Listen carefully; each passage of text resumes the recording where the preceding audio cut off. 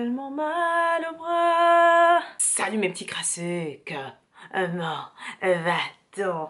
Ouais, j'ai failli me rentrer les doigts là. Bref, ne faites pas attention. Il y a des moments je me perds, je m'oublie, c'est l'agitation interne, vous pouvez pas comprendre. Enfin bref, essayez de comprendre quand même, même si vous ne comprenez pas. Whatever. Aujourd'hui, on va parler de relations de couple.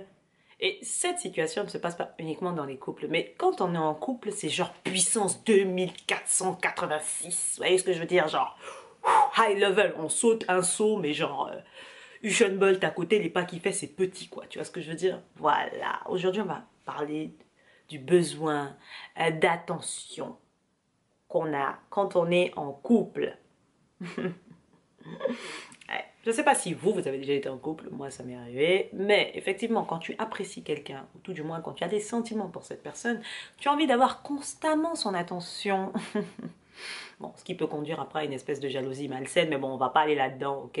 On reste sur du basique, ok? Que tu as juste besoin d'avoir son attention quotidienne, d'avoir l'impression de réellement faire partie de sa vie, des moindres de ses activités, etc., etc., etc. Et ben, c'est le cas dans quasiment tous les cas. Regardez bien, quand vous êtes fan de quelqu'un, bah, c'est pareil. Vous voulez absolument être au courant de l'actualité de sa vie. Si en plus il a tweeté et qu'il te répond, mon Dieu, tu as l'impression de mourir au sol. Tu peux convulser là au sol pendant 3 mois.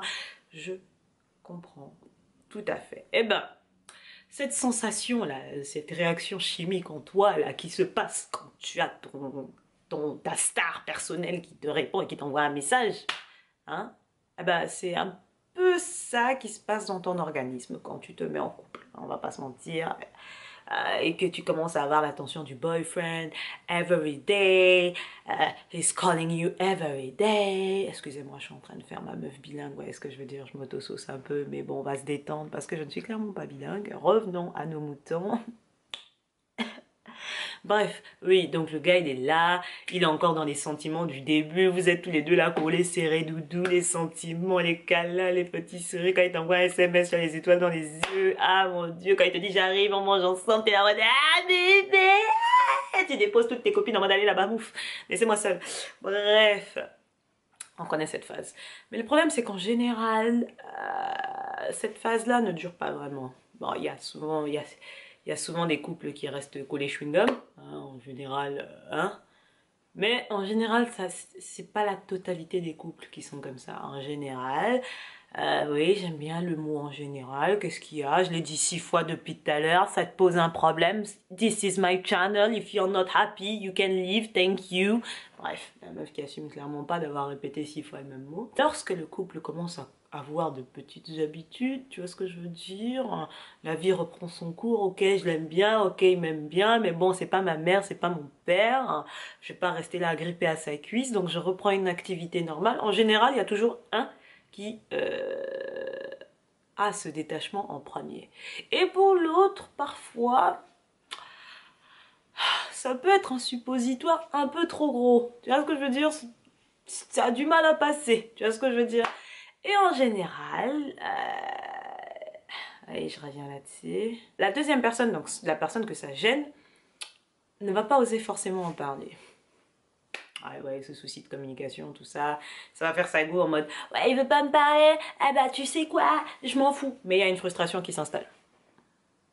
Et puis surtout, tu es en train de construire une relation, donc tonton ou tata ne peut pas avoir la science infuse pour deviner que oui, toi, personnellement, tu aimerais continuer à avoir peut-être pas 100% de son attention, mais un petit message dans la journée, un petit coucou affectif, tout ça, tout plein. Il faut instaurer des habitudes parce que les bonnes habitudes se prennent dès le départ. Parce que le pire reste à venir. Dit comme ça fait peur de se mettre en couple. Mais il est vrai que les mauvaises habitudes, tu les découvres après. Tu les découvres pas quand tu commences à sortir avec Jean-Baptiste ou Robertina. Non, les mauvaises habitudes, tu les découvres au fur et à mesure que tu fréquentes la personne. On est d'accord? Je viens de lâcher un F16, mon Dieu, il s'est rapproché de la caméra, j'ai eu peur que ça touche à la caméra, mais c'est bon, c'est passé à côté. J'espère que vous n'avez pas vu. Ne revenez pas sur la vidéo pour voir ce F16, merci beaucoup. Respectez-moi. Revenons à nos moutons. Oui, donc du coup, le souci est celui-ci. Lorsque tu es en couple, ok, et que les mauvaises habitudes s'installent, et que tu te rends compte que tonton n'a peut-être pas conscience de ce qui te gêne, etc., etc., il faut lui parler. Si tu sens qu'il y a une carence, tu sens que tonton n'est plus là avec toi comme vous étiez au début, qu'il n'y a plus échange. Déjà, il faut partir du principe que ce que tu as au début, c'est le menu Best of Plus, ok? C'est le Big Mac que tu vois à la télé.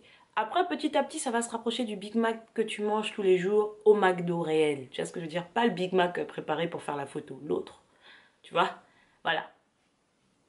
Entre les deux, il y a un monde, je sais, mais c'est ça la réalité. Et il faut l'accepter. C'est ça, la réalité. Maintenant, tu peux reprendre les choses en main dès le départ quand tu sens qu'il y a un décalage entre le Big Mac que tu veux et le Big Mac que tu as pour lentement te rapprocher du Big Mac que tu vises. Mais pour ça, il faut que vous soyez deux à bosser. Or, si tu veux que vous bossiez à deux, il faut parler à Jean-Baptiste. Tu vois ce que je veux dire? Voilà. Et surtout, ne va pas croire que parce que tu sors avec quelqu'un, tu vas devenir son monde. Ça, c'est, il faut oublier. Ça, c'est un bail, il faut déposer ça dans un ravin, tu vois. Et tu refermes même le ravin s'il y a moyen. Tu vois ce que je veux dire? Tu ne feras. Tu fais partie de son monde, mais tu n'es pas son monde. Tout comme il ne doit pas être le tien. Et si c'est le cas, du coup, il peut te donner du temps ponctuellement dans la journée, genre un petit SMS par-ci, un petit bisou par-là, mais c'est pas genre si lundi, mardi, mercredi, jeudi, vendredi, samedi, vous êtes ensemble, mais que dimanche il te dit bon, il faut que j'aille voir mes potes et que tu boudes, t'as un problème. T'as un problème, sache-le. Avant de sortir avec lui, tu as craqué sur lui, malgré qu'il avait une vie, non? Eh ben, ou qu'elle avait une vie. Eh ben, il faut continuer dans cet axe. Voilà, vous êtes deux êtres vivants distincts, ok? Hein, et clairement, vous étiez déjà parfait, selon ce qu'un être humain peut être dans la perfection, ok? Tu étais parfait avant de l'avoir, ok? Maintenant, c'est à toi de t'upgrader, ok? Chacun doit faire un travail sur soi. Donc, rester collé à la cuisse de Jean-Baptiste ou de Robertina, ça ne va pas t'avancer, ok? Respecte-toi, respecte-le, ou là, laisse-lui le temps de vivre un peu une vie, parce que c'est sa seule vie en tant que qui elle ou il est là. Si tu es là seulement pour être un parasite, mon ami, autant laisser l'enfant partir, hein. Tu vois? Non, non, et puis même les gens autour vont te regarder comme si tu sentais les maïs. Non. Donc, on récapitule, tu te respectes, tu apprécies la personne pour qui elle est. Il est normal qu'il y ait une petite distance à un moment, mais ne t'attends pas c'est-à-dire construis la relation, ok? Prenez des habitudes ensemble. C'est pas genre, il fait pas un truc que tu veux, et tu es là en mode, c'est à lui de deviner, parce que bon, moi, je suis pas venue ici pour souffrir encore. Non, c'est pas comme ça que ça marche, mon chou, d'accord? C'est pas comme ça que ça marche. Une relation, ça se construit. C'est comme un gâteau, tu vois, ça se cuisine. Tu vas pas rester là, t'achètes la farine, j'allais dire la poussière. La farine, le sucre, les œufs, etc., etc. Et tu poses là et tu attends que le gâteau se fasse. Faut respecter les gens, ok?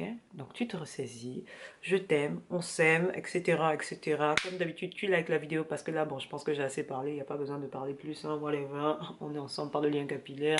Tu likes la vidéo, tu partages la vidéo, tu t'abonnes si tu ne l'es pas. Et puis bon, comme ça on atteint les 200 abonnés et puis on fait la petite vidéo de célébration pour les 200 abonnés, coupés, décalés, grippe aviaire et participer sur les messages, s'il vous plaît.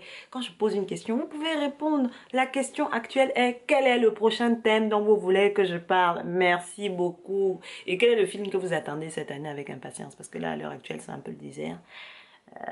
Merci Netflix de me sauver la vie parce que là les nerfs sont un peu tendus dans la tendinite. Je vous fais des bisous sur le front, en ensemble par le lien capillaire. Que la grâce vous accompagne.